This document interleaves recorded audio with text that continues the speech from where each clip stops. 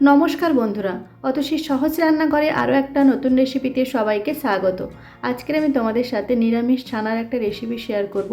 এটা দুর্দান্ত স্বাদের খেতে হয়। আশা করি আজকের রেসিপিটা তোমাদের ভালো লাগবে।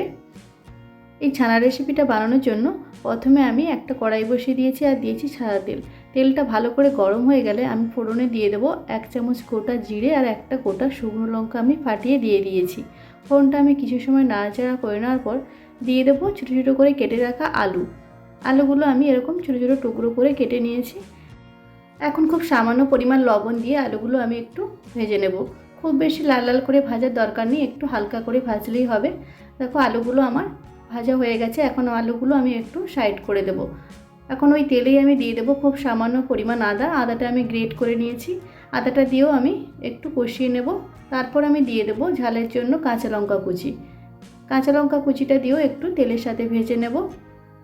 এখন আমি দিয়ে দেবো একটা গোটা টমেটো কুচিটা দিয়েও আমি ভালো করে আমি কষিয়ে নেব। খুব সামান্য পরিমাণে একটু লবণ দিয়ে দেবো, তাহলে টমেটোটা খুব তাড়াতাড়ি নরম হয়ে যাবে। গ্যাসের ফ্লেমটা লো টু মিডিয়াম ফ্লেমে রেখে আমি মশলাগুলো ভালো করে একটু কষিয়ে নেব।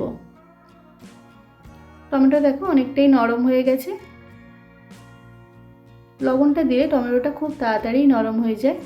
এখন আমি দিয়ে দেবো 1 চামচ বেসন। ওই তেলেই আমি দিয়ে দেবো 1 চামচ বেসনটা দিয়ে খুব ভালো করে তেলে ভেজে নিতে হবে। বেসনের কাঁচা গন্ধটা যতক্ষণ না যায় ঠিক ততক্ষণ পর্যন্ত ভেজে নিতে হবে, নাহলে বেসনের কাঁচা গন্ধটা থাকলে তরকারিটা খেতে ভালো লাগবে না। তাই বেসনটা খুব ভালো করে তেলে ভেজে নিতে হবে। দেখো বেসনটা আমি খুব ভালো করে ভেজে নিয়েছি। এখন আমি দিয়ে দেবো একটা গোটা ক্যাপসিকামটা এরকম ছোটো ছোটো আমি টুকরো করে কেটে নিয়েছি। এখন আমি সব কিছু খুব ভালো করে মিশিয়ে নেব। ক্যাপসিকাম কুচিটা দিয়েও খুব ভালো করে মিশিয়ে নিতে হবে যাতে একটু ভাজা ভাজা হয়ে যায়। ক্যাপসিকামটা দিয়ে 5 মিনিটের মতো আমি ভালো করে ভেজে নিয়েছি। এখন আমি দিয়ে দেবো খুব সামান্য পরিমাণ কাসুরি মেথিটা দিয়েও আমি খুব ভালো করে আমি মিশিয়ে নেব সব কিছুর সাথে। এই ছানার তরকারিতে একটু কাসুরি মেথি দিলে এর স্বাদ বা গন্ধ দুটোই খুব ভালো হয়। কাসুরি মেথিটা দিয়ে আমি খুব ভালো করে মিশিয়ে নিয়েছি সব কিছুর সাথে। খুব ভালো করে মেশানো হয়ে গেলে আমি দিয়ে দেবো স্বাদ মতো লবণ, দিয়ে দেবো 1/2 চামচ হলুদ গুঁড়ো, 1/2 চামচ কাশ্মীরি লঙ্কার গুঁড়ো, দিয়ে দেবো 1/2 চামচ জিরে গুঁড়ো আর দিয়ে দেবো 1/2 চামচ ধনে গুঁড়ো। এই সব কিছু গুঁড়ো মশলাগুলো দিয়ে আবারও খুব ভালো করে মিশিয়ে নিতে হবে। গ্যাসের ফ্লেমটা একদম লো ফ্লেমে রাখতে হবে, নাহলে মশলাগুলো পুড়ে যেতে পারে।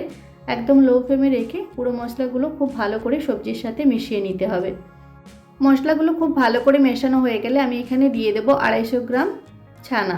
আমি এই ছানাটা বাড়িতেই আমি কাটিয়ে নিয়েছি। দুধটা খুব ভালো করে গরম করে তারপর আমি ভিনিগার দিয়ে ছানাটা আমি কাটিয়ে নিয়েছি। তোমরা চাইলে বাড়িতেও ছানাটা বানাতে পারো, না হলে দোকান থেকেও কিনে নিতে পারো। ছানাটা দিয়ে খুব ভালো করে আমি মিশিয়ে নেব সবজির সাথে। গ্যাসের ফ্লেমটা লো টু মিডিয়াম ফ্লেমে রেখে ছানাটা খুব ভালো করে সবজির সাথে মিশিয়ে নিতে হবে।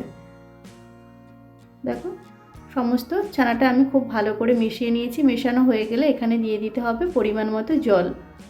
যেমন গ্রেভি রাখতে চাও ঠিক সেই পরিমাণে জলটা দিয়ে দিতে হবে। খুব বেশি আবার জল দিলে হবে না, মোটামুটি গ্রেভির জন্য একটু জল দিয়ে দিতে হবে। জলটা দিয়ে তারপর মিডিয়াম ফ্লেমে আমি 5 থেকে 7 মিনিটের মতো ফুটিয়ে নেব।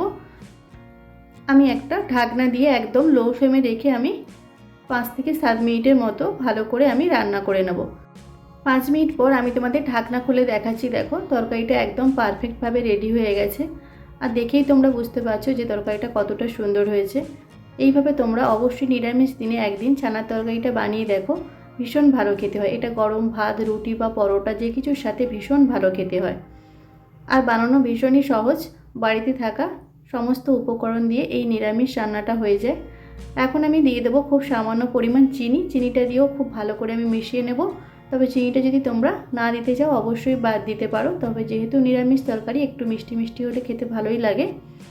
এখন আমি দিয়ে দেবো সামান্য পরিমাণ ধনেপাতা কুচিটা দিয়েও খুব ভালো করে মিশিয়ে নেব আমি তরকারির সাথে।